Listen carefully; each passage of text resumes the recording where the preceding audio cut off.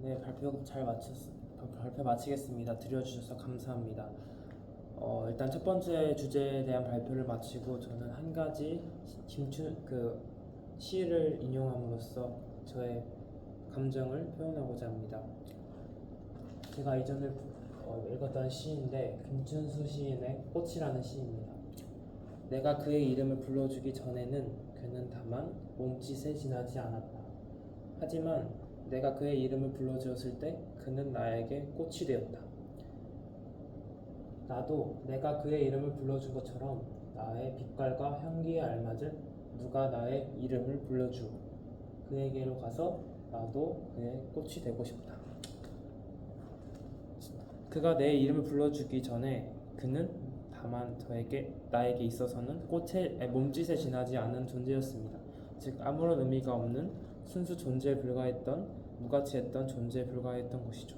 하지만 이름을 불러주었을 때 꽃이 되었다고 시인은 말합니다. 의미를 갖지 못한 존재가 나의 의식 성장과 나의 인정을 통해서 나의 성숙한 상위 단계로 가서 서로가 서로를 고귀한 존재로 인정해주는 그런 일련의 과정을 통해서 우리는 이 사회에서 의미 있는 존재로 서로를 만들어줄 수 있고 인식해줄 수 있다는 사랑의 메시지를 전하고 있습니다. 그래서 시인은 나도 나에게도 누군가 나의 빛깔과 향기에 맞는 이름을 불러주라고 말합니다. 이는 앵코의 관점에서 생각해보면 우리의 의식 성장이 하나의 생명의 의미를 부여하고 그를 진정한 존재로 거듭나게 하는 거룩한 과정임을 강조하는 데 의미가 있습니다. 이 시를 다시 보게 되고 많은 것을 느끼게 되었습니다. 자, 이번에는 두 번째 메시지입니다. 저는 두 번째 메시지로 우리가 만약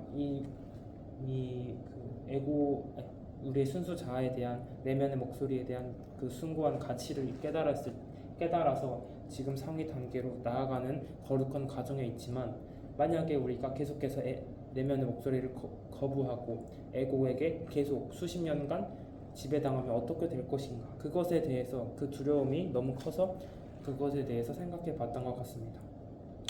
저는 그 답을 역시 이번에도 과거의 경험에서 찾을 수 있었습니다. 제가 예전에 읽었던 다큐나 책이 떠올랐습니다. 어떤 책이냐면 예루살렘의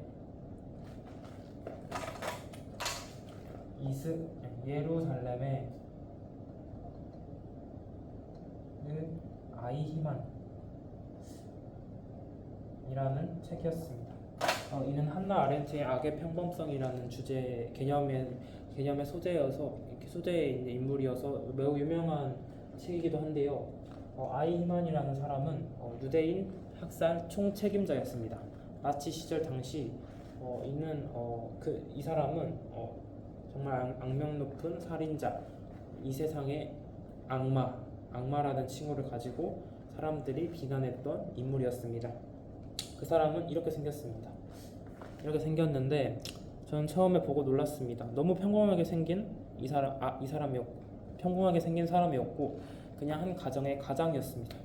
이 사람을 이렇게 만든 것은 무엇이었을까? 저는 생각해봤습니다. 이 사람은 아이히만은 나치로 들어가게 된 계기가 친구가 단지 돈을 많이 준다고, 나치에서 돈 많이 준다고 하니까 따라갔는데 그냥 자기는 상부에서 시키는 일을 열심히 했을 뿐이라고 말합니다. 자기가 이제 한 일이 대충은 어떤 일인지 알고 있었는데 막상 자신이 한 일의 결과가 유대인의 시체로 이어지고 대학살로 이어진다는 것을 눈으로 목격한 순간 자신은 일말의 죄책감 없이 일을 정당화하기 시작합니다. 아이히만은 어떠한 유대인에 대해서 원한도 없었고 미움도 없었고 그런 감정 자체가 없었는데 그냥 자신은 명령대로 했을 뿐이라며 자신은 죄가 없는 본디오 빌라도와 같다고 비유합니다. 즉 자신은 중간자 역할만 했다는 것이죠. 명령을 따르는 중간자. 그 뒤로는 나의 일이 아니다. 자신은 성실하게 했으므로 자신은 무죄다. 법정에서 수십 개의 카메라가 전 세계에서 생중계되고 있는 법정에서 그는 자신은 무죄라고 판사 앞에 외칩니다. 이를 보고 저는 에고에 의해서 잠식당하면 아이히만이 우리 모두가 될 수 있는 존재가 아닌가라는 생각을 하게 되었습니다. 그를 통해서 아이히만이 가장 죄가 컸던 건 모든 게 다 유죄로 판결났음에도 저는 무사유에 대한 죄라고 생각합니다. 자신이 한 행위가 어떤 행위로 이어질지 사회에 어떤 영향을 끼칠지 생각하지 않은 죄, 타인의 감정에 공감하지 않은 죄, 나에 대해서 나의 내면의 소리에 대해서 귀 기울이지 않고 에고에게 잠식당한 죄, 에고의 입맛대로 부정적인 모습, 거짓된 자아를 살아간 죄, 이런 생각이 들었습니다.